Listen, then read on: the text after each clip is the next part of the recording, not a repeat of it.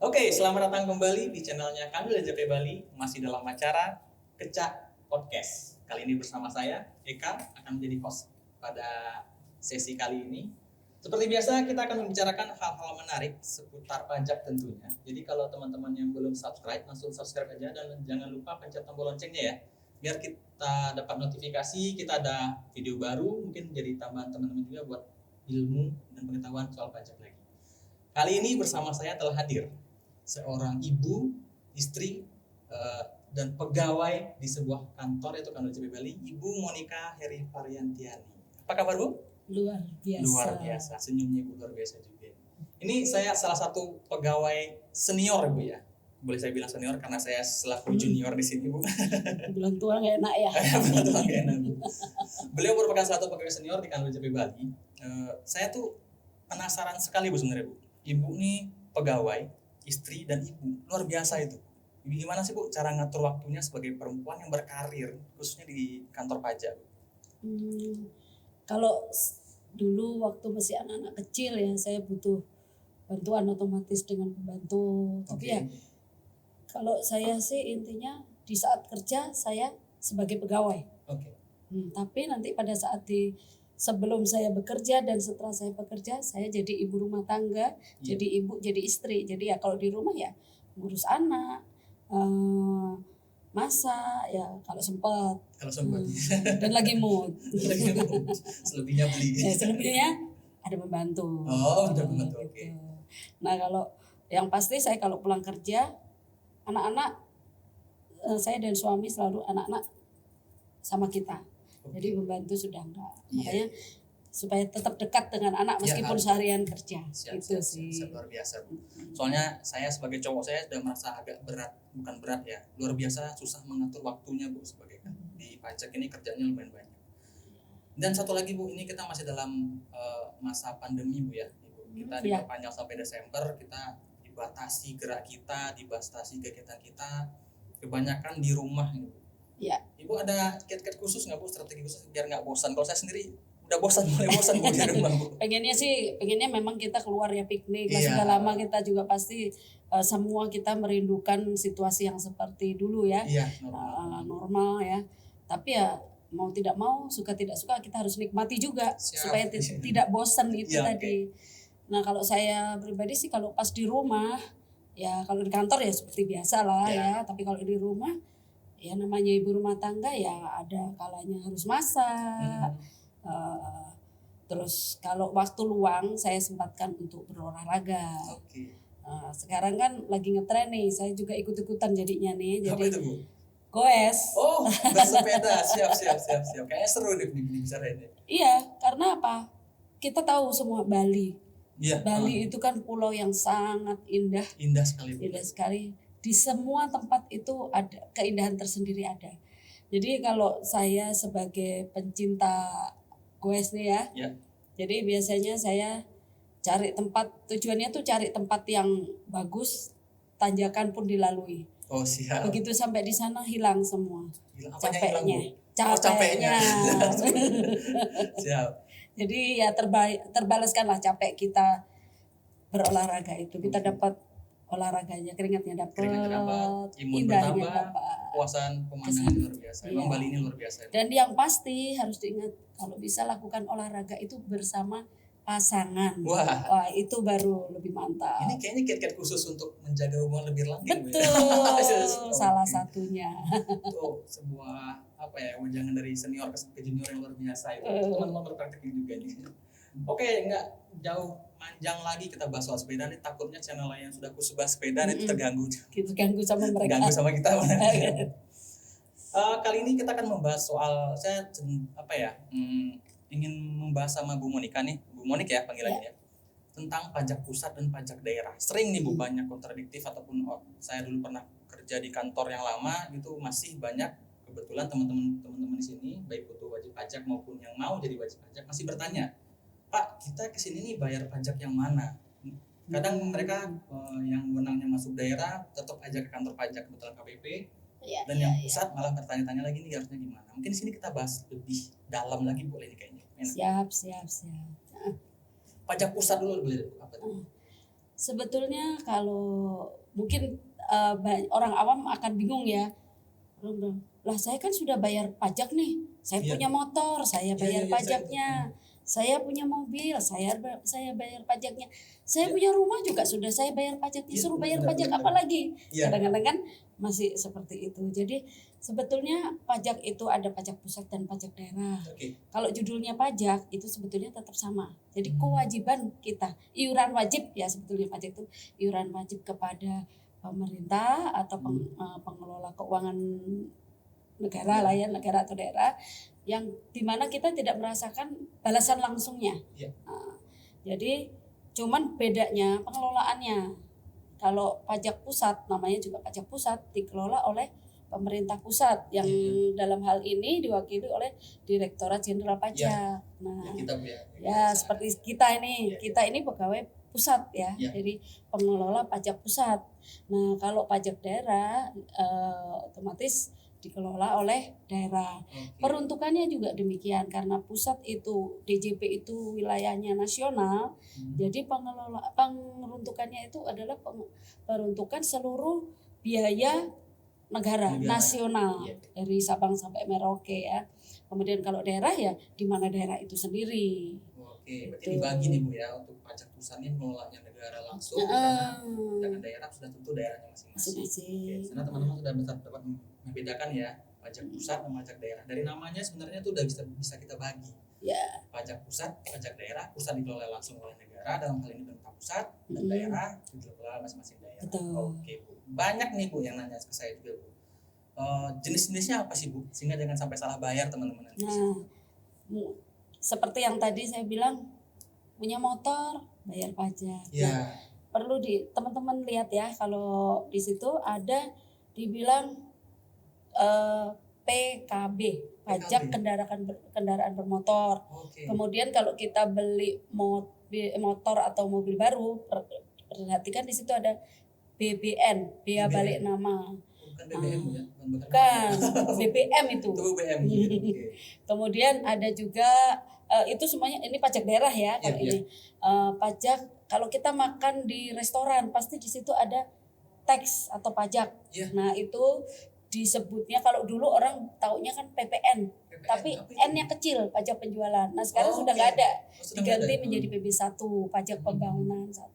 Kemudian kalau kita lihat juga itu ada papan reklama tuh itu juga masuk baliho besar itu termasuk pajaknya itu pajak daerah juga.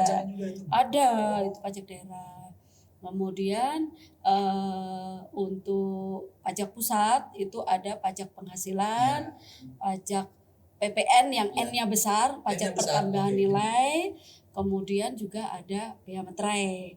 Nah, kalau PBB itu di pusat, pajak pusat ada, pajak daerah juga ada. Cuman dibedakan. Kalau untuk dibedakan sektornya ya. Kalau PPN itu PBB. Sorry ini maklum sudah faktor U ya. Kalau PBB tetap. PBB yang dikelola oleh pusat itu adalah PBB di sektor perkebunan, perhutanan, dan pertambangan, serta sektor yang lainnya itu seperti proses bisnis itu juga bisa dihitung di PBB. Kemudian kalau yang di daerah itu pajak atas perdesaan dan perkotaan. Jadi contohnya yang tadi saya sampaikan kalau kita punya rumah dipajakin, nah itu pajak yang masuk perkotaan atau pedesaan. Nah itu pajak yang dikelola oleh pajak daerah termasuk pajak daerah. Jadi gitu ya, jenis-jenisnya di sini teman-teman juga udah bisa mengetahui jenis pajak pusat sendiri itu apa, seperti yang dijelaskan oleh Bu Murik tadi. Ada PPN, N di sininya besar. Pajak pertama nilai tadi juga ya. Ada pajak penghasilan, ada bea materai, dan ada PBB. Teman-teman sini juga diberitahu bahwa PBB sendiri ini ada dua jenis ternyata. Ada yang masuk ke pajak pusat, ada yang masuk pajak daerah gitu Bu ya. Iya. Bagaimana kalau yang pusat ini lebih dikenal yang P3L ya, ada 3L ya, pajak sektor lainnya. Dan sektor lainnya ada laut, hutan, kebun, dan tambang. Perkebunan, pertambangan. Iya, saya balik tadi. Perkebunan, perhutanan, dan pertambangan. Dan kelautan ada satu lagi pajak perikanan. Ya kayak gitu. Dan pajak daerah pun ada PBB juga ternyata. Itu pajak pedesaan dan perkotaan. Kayak saya biasanya bayar pajak nih tiap tahun yang ke bank daerah itu dalam hal ini Bank Bali waktu PBB di Bali. Dan itu atau kantor pos bisa juga. Kantor pos bisa juga ternyata masuknya ke pajak daerah teman-teman. Bukan ke pajak pusat. Itulah perbedaan antara PBB yang pusat dan PBB yang daerah. Dan selanjutnya teman-teman juga boleh kalau nggak ada ada mungkin yang hal-hal yang pengen disampaikan langsung di kolom komentar ya teman-teman ya. Oke Bu, tadi kan kita sudah nih masuk nih ke jenis-jenisnya, apa aja yang masuk pajak daerah, apa aja yang masuk pajak pusat. Tempat pelayanan pajak nih boleh nggak kita bahas di sini? Boleh. Nah jadi kalau pajak pusat itu kan dikelola tadi oleh DJP. Ya, otomatis pelayanan yang disediakan oleh DJP. Ya. Kalau teman-teman mau tahu itu pasti teman-teman lihat ada yang dibilang kantor pelayanan pajak. Ada kantor pelayanan pajak, itu ada kantor pelayanan pajak Pratama yang biasanya meliputi daerah-daerah tertentu ya. Jadi dia untuk daerah-daerah tertentu itu lapornya ke situ. Kemudian untuk WP ada juga WP tertentu yang kelasnya madya itu di KPP atau kantor pelayanan pajak madya. Di Bali contohnya Madya Denpasar. Ada Madya Denpasar di Jalan Puputan gitu. Kemudian ada juga kantor pelayanan pajak khusus. Ya, itu cuman adanya di Jakarta. Berarti kita harus ke Jakarta dulu. Ya, tapi kan kita kan nggak masuk ke sana kalau wilayah, kalau kita untuk orang pribadi, untuk perusahaan-perusahaan yang ada di Bali biasanya masuknya ke Pratama atau di Madya. Biasanya khusus itu untuk yang penanaman modal asing atau PMA. Terus kemudian untuk wajib pajak yang besar sekali besar, ya? Badan yang besar atau apa yang besar Bu? Jangan nyinggung. Nah, jadi untuk wajib pajak yang besar dalam kelas nasional itu dilayani di kantor pelayanan pajak wajib pajak besar gitu. Jadi memang ada penghasilannya besar, hutangnya besar juga masuk ke sana, omsetnya besar, semuanya aktifannya besar masuk ke sana semua. Nah kemudian kalau yang untuk daerah pelayanannya itu ada di Dinas Pendapatan Daerah. Yang untuk pajak daerah itu pelayanannya ada di daerah. Jadi dilayani untuk STNK itu di STNK itu pajak kendaraan itu di Samsat.